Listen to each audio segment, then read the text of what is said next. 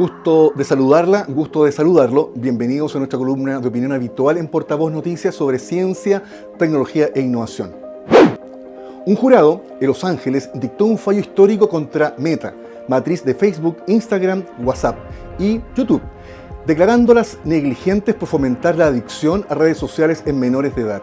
La demanda fue presentada por una joven identificada como KGM, quien comenzó a usar estas plataformas desde muy pequeña y cuyo uso intensivo derivó en problemas graves de salud mental como depresión, ansiedad y dismorfia corporal. El jurado determinó que las plataformas no solo facilitaron el uso excesivo, sino que lo incentivaron activamente mediante su diseño. En consecuencia, se estableció una indemnización total de $6 millones, de los cuales Meta deberá pagar el 70% y YouTube el 30%. Además, se abre una segunda fase del juicio que podría aumentar las sanciones si se demuestra fraude o conducta maliciosa.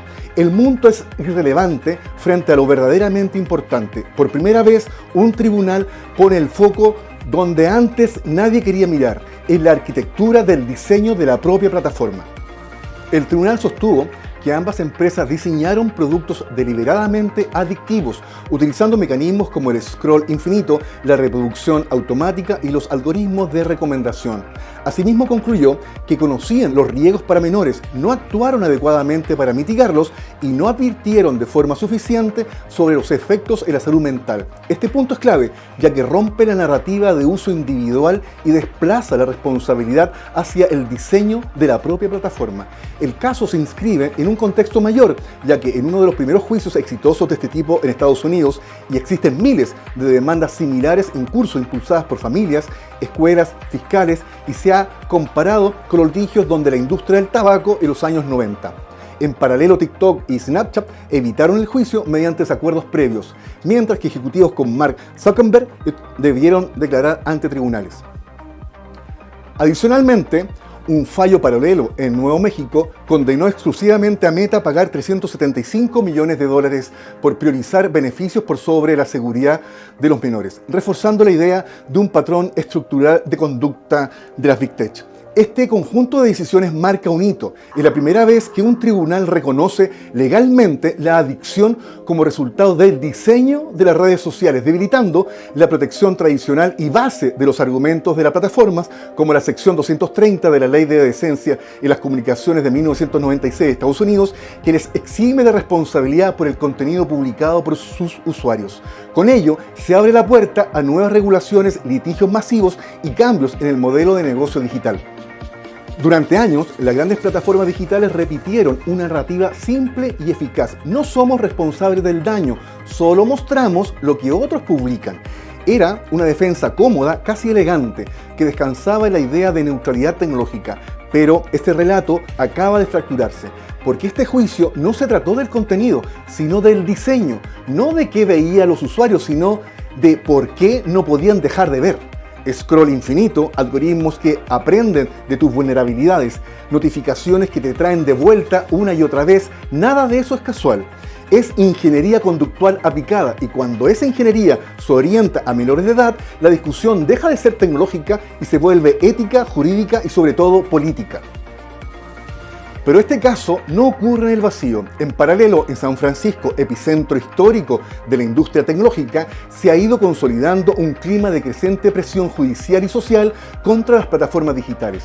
Tribunales, fiscales generales y organizaciones civiles están empujando una agenda que busca responsabilizar a las tecnológicas no por lo que alojan, sino por cómo diseñan. Lo que antes era una discusión académica o regulatoria, hoy se está resolviendo en tribunales, marcando una transición desde la autorregulación hacia la judicialización del modelo digital. Estamos frente a un cambio de paradigma. Durante décadas, la responsabilidad en el ecosistema digital recaía en el usuario. Tú decides cuánto tiempo pasas, tú eliges qué consumir. Hoy, ese principio comienza a resquebrajarse. El tribunal ha reconocido algo fundamental. La adicción digital no es un accidente, es una consecuencia previsible del diseño en el uso. Esto recuerda, inevitablemente, a otro momento incómodo de la historia, cuando la industria del tabaco sostenía que fumar era una elección personal, hasta que la evidencia científica y los tribunales demostraron lo contrario. La analogía no es exagerada. En ambos casos hablamos de productos diseñados para generar dependencia, con pleno conocimiento de sus efectos. En el fondo, lo que está en juego es la lógica de la llamada economía de la atención. Las plataformas no compiten por ofrecer mejores contenidos, sino por capturar y retener el mayor tiempo posible a sus usuarios. Cada segundo de permanencia es monetizable, se traduce en datos, en segmentación, más ingresos publicitarios. En ese contexto, el diseño no es neutral, está optimizado para maximizar la permanencia, incluso si eso se implica tensionar los límites de la salud mental, especialmente en menores. Porque si aceptamos que estas arquitecturas tecnológicas influyen en el comportamiento humano, y especialmente en el de niños y adolescentes, entonces ya no podemos tratarlas como simples intermediarios. Son infraestructuras críticas de la vida contemporánea, con impactos directos en la salud mental, la cohesión social y la propia democracia. Y como toda infraestructura crítica, requieren estándares, gobernanza y responsabilidad. Sin embargo, existe una tensión evidente. Las grandes tecnológicas han operado durante años en una zona gris regulatoria. Han crecido bajo marcos normativos diseñados para otro tipo de industrias, amparados en figuras como por ejemplo la sección 230 de Estados Unidos, que limita su responsabilidad sobre los contenidos. Pero este tipo de fallos comienza a erosionar esa protección, desplazando la discusión desde el contenido hacia el diseño, donde hoy prácticamente no existen regulaciones claras. Este fallo, además, abre la puerta a una ola de litigios. Más de 1.500 casos similares podrían llegar a tribunales en Estados Unidos en los próximos meses. Familia, distritos escolares y organizaciones están comenzando a entender que el problema no es solo cultural o educativo, sino estructural. El riesgo para las plataformas es evidente. No solo enfrentan mayores sanciones económicas, sino que podrían verse obligadas a rediseñar sus productos, y eso toca el corazón de su modelo de negocio.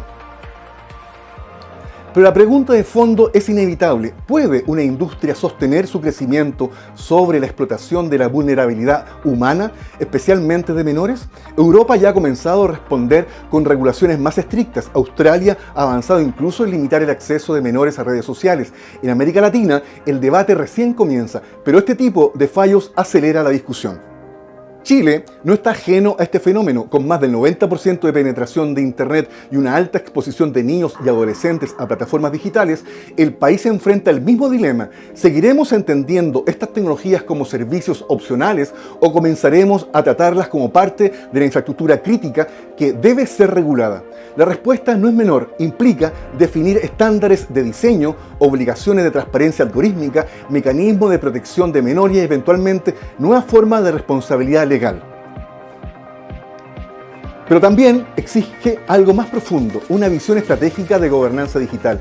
Porque en un mundo donde las decisiones de diseño de unas pocas empresas globales pueden afectar la salud mental de millones de ciudadanos, la ausencia de política pública no es neutral, es una forma de renuncia. En términos estratégicos, el fallo instala un cambio de paradigma profundo. Las plataformas dejan de ser simples intermediarios tecnológicos y pasan a ser actores responsables del comportamiento humano que inducen, transitando desde la lógica de usuarios responsables hacia las arquitecturas digitales responsables.